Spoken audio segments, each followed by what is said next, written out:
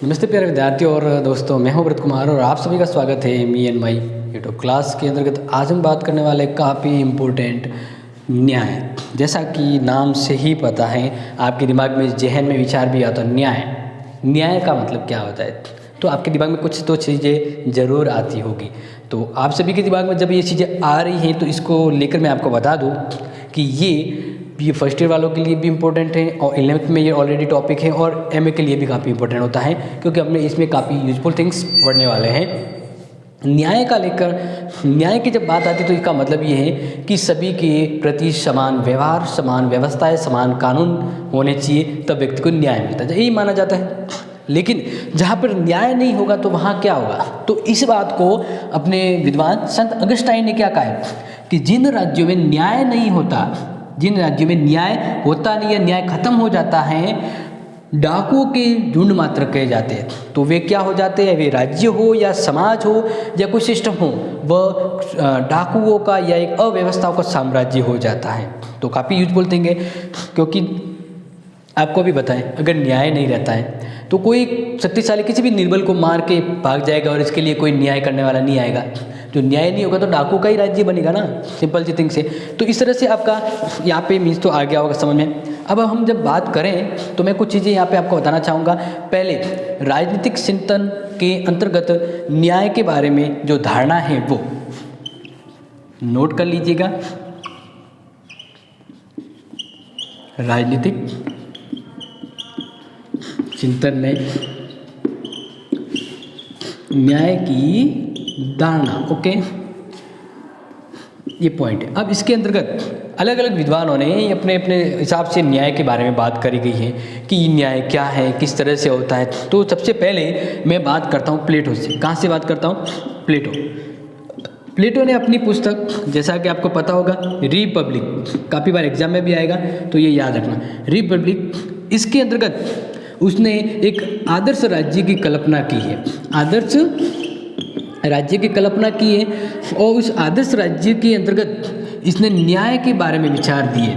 न्याय के बारे में या न्याय के ऊपर विचार दिए किसने, प्लेटो ने दिए। ठीक है, तो प्लेटो न्याय को लेकर काफ़ी एक चीज़ भी यूजफुल कहता है। लेकिन उससे पहले मैं बता दूं कि जितने भी ये जो पश्चिमी विचारक हुए हैं, पहले के पश्चिमी जो विचारक हैं, उन्होंने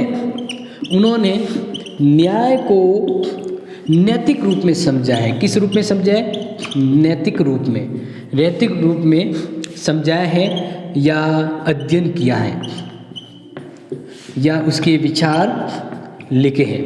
किस रूप में, नैतिक का मतलब होता है अच्छा कार्य करना, दूसरों की सेवा करना या अपना कार्य करना। तो ये चीज़ें एक नैतिकता का बोध कराती है।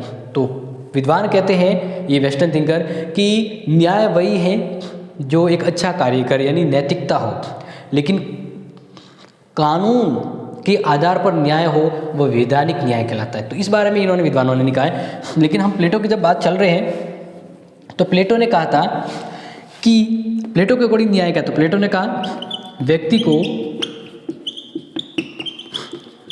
अपना कार्य करना चाहिए,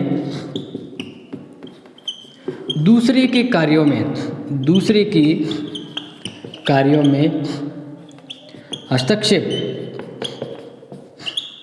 नहीं करना ही न्याय है।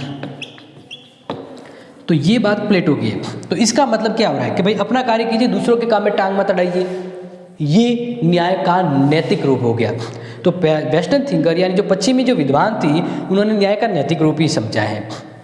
अपने जब बात करें प्लेटो की, तो प्लेटो के काफ़ी यूजफुल थिंग्स बात यहाँ पे आती है। और जब मैं यहाँ पे इनके बारे में और अच्छे से बताऊँ तो प्लेटो ने ये कहा था, प्लेटो ने कहा कि एक आदर्श राज्य के अंदर लोगों के पास 3 गुण होते हैं। क्या होते हैं, जैसे मैं बात करूं, प्लेटो ने कहा न्याय कैसे बनेगा, न्याय कैसे आएगा।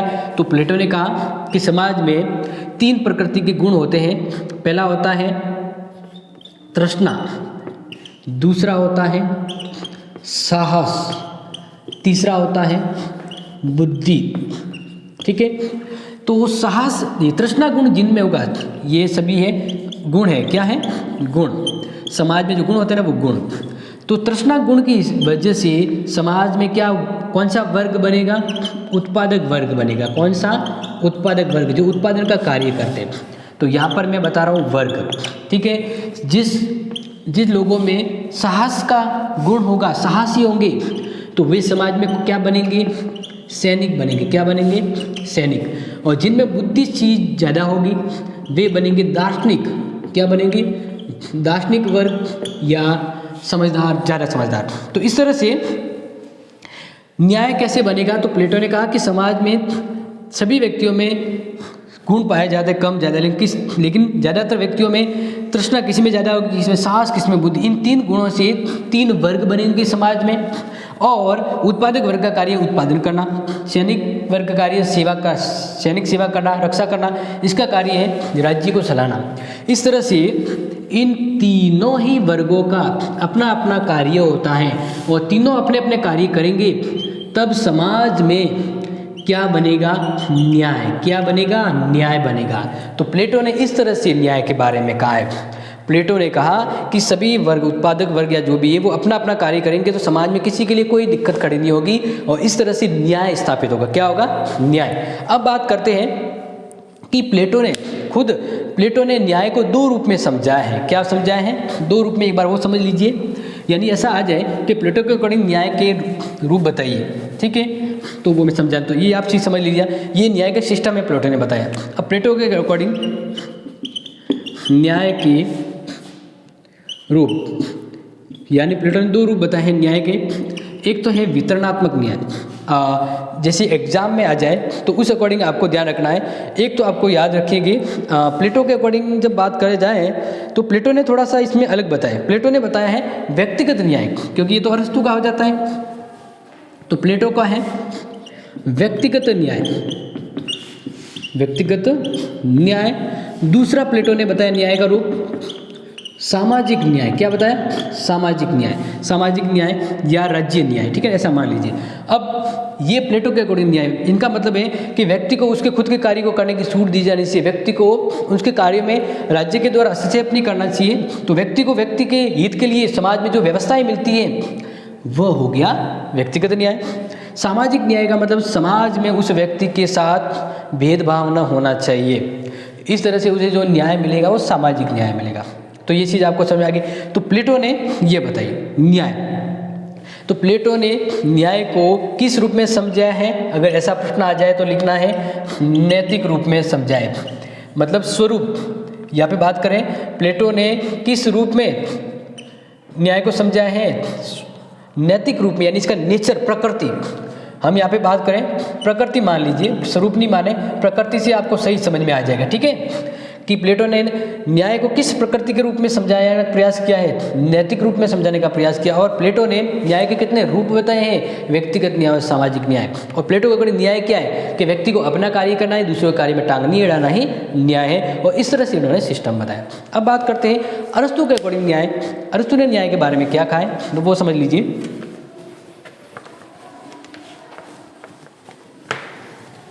और काफ़ी इम्पोर्टेंट ये चीज़ है, तो इसलिए आपको समझ लीजिए और नोट भी कर लीजिए। बाकी अगर आपको इसके नोट्स चाहिए तो ज़रूर दिए गए नीचे नंबर पे आप कॉल करें या व्हाट्सएप करें, आपको नोट्स मिल जाएंगे। अब बात करते अरस्तु।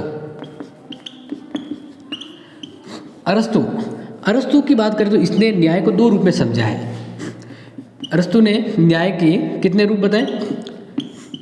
2 रूप बताए। पहला है वितरणात्मक न्याय, दूसरा बताया है सुधारात्मक न्याय या राज्य द्वारा न्याय। अब देखिए, वितरणात्मक न्याय का मतलब होता है कि व्यक्ति को उसकी योग्यता एवं राज्य में भागीदारी के अनुसार कि भाई व्यक्ति कितना टैलेंटेड है, कितना योग्य है, तो उस अकॉर्डिंग उस अकॉर्डिंग हम बात करें उस व्यक्ति को न्याय मिलना चाहिए। व्यक्ति को उसकी योग्यता एवं राज्य में भागीदारी के अनुसार राजनीतिक पदों की प्राप्ति। ठीक है, वितरणात्मक न्याय। अब देखो ये थोड़ा समझ नहीं आया तो ऐसे बताऊं कि व्यक्ति जो जितना टैलेंटेड है वो उतना लेगा।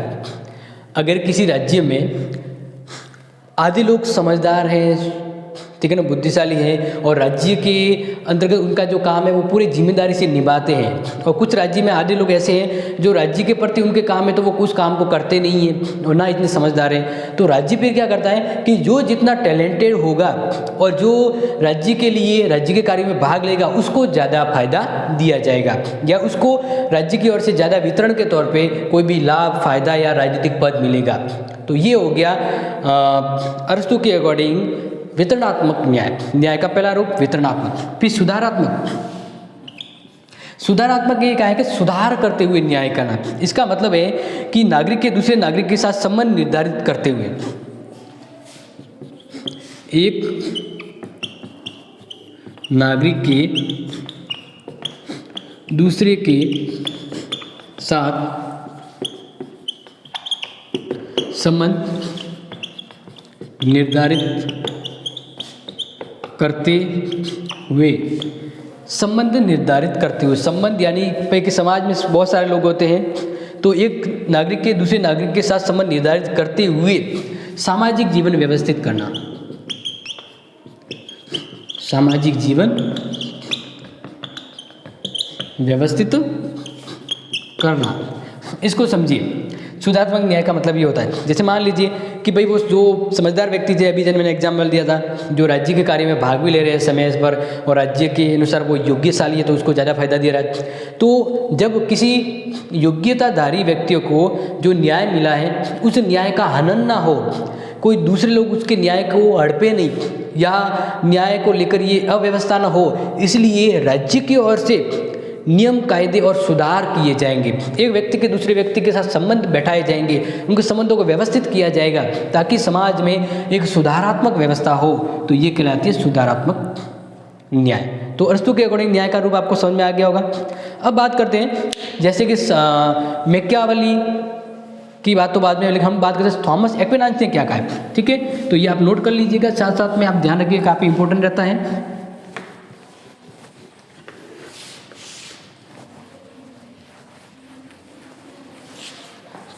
अब बात करें थॉमस एक्विनास ने न्याय के बारे में क्या कहा।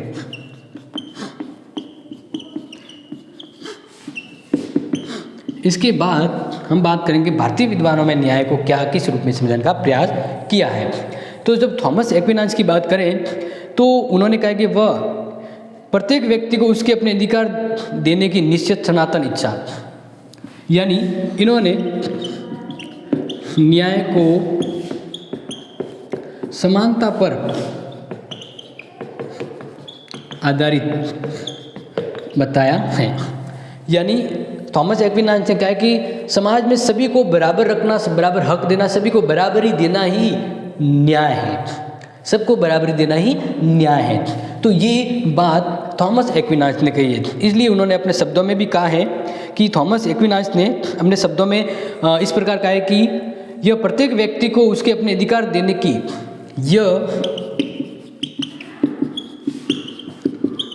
प्रत्येक व्यक्ति को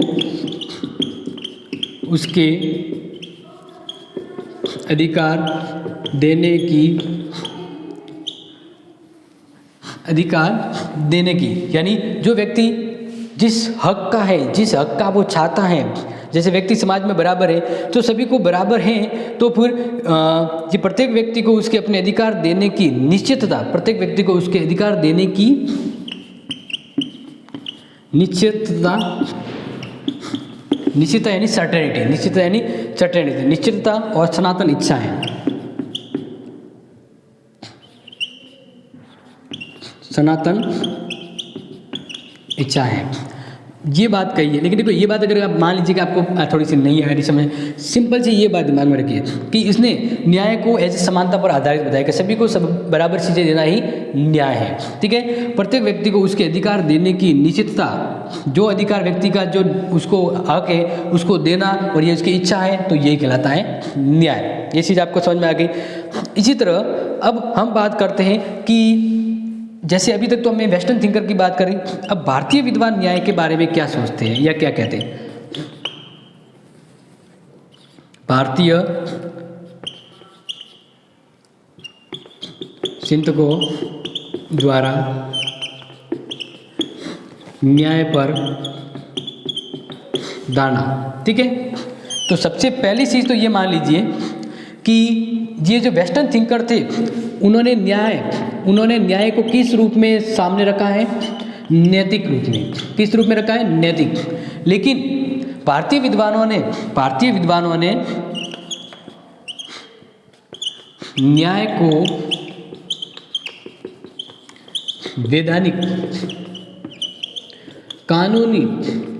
वैधानिक या कानूनी रूप में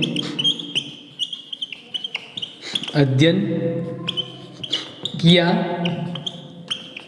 विचार दिए। अब ध्यान रखिएगा, एक चीज़ जो इम्पोर्टेंट बता रहा हूँ कि भारतीय विद्वान उनसे आगे थे। क्यों? क्योंकि जो वेस्टर्न थिंकर थे उन्होंने जो न्याय को जिस रूप में समझाया है वो नैतिक है। ठीक है, और भारतीय विद्वानों ने जो न्याय को समझाया है वो कानूनी न्याय के रूप में समझाया। किस रूप में? कानूनी। तो आज जितने भी वेस्टर्न थिंकर थे, पुराने विद्वान थे जो नैतिक रूप में न्याय को समझाते थे, उन्होंने वर्तमान रूप में ये रूप ग्रहण किया है जो विद्वान पहले से कर चुके हैं। यानी भारतीय न्याय विद्वानों के द्वारा जो न्याय का रूप है वो काफ़ी सिस्टम और स्टैंडर्डाइज है, और आज जो बाकी विद्वान हैं वो इन विचारकों को फॉलो कर रहे हैं। आप कहेंगे सर ये भारतीय विद्वानों ने न्याय को क्या कानूनी रूप में समझाया, तो कानूनी न्याय क्या है? कानूनी न्याय का मतलब होता है कि वैधानिक न्याय का भी मतलब यही होता है कि सही गलत के बीच फर्क करते हुए एक कानूनी प्रावधान, एक नियम व्यवस्था के अकॉर्डिंग उसको न्याय दिया जाए। कि अगर कोई व्यक्ति शक्तिशाली है तो उसे उतना हक अधिकार न देकर कोई निर्बल व्यक्ति को उसको थोड़ा सा हक देना। या हम बात करें कि कोई व्यक्ति अगर गलत कर रहा है तो उसे न्याय का सही रूप समझाया जाए। सही गलत के बीच जो फैसला किया जाता है कानून के आधार पर, गलत है तो उसे दंड दिया जाएगा, सही है तो उसे बरी किया जाएगा। और न्याय को जब कानून के ऊपर या कानून की तलवार के ऊपर तराजू पर तोलकर जब न्याय किया जाता है, जब किसी व्यक्ति के कार्यों को कानून के तराजू पे तोलकर नियम व्यवस्था की जाती है तो वो कानूनी न्याय कहलाता है। क्या कहलाता है? कानूनी न्याय।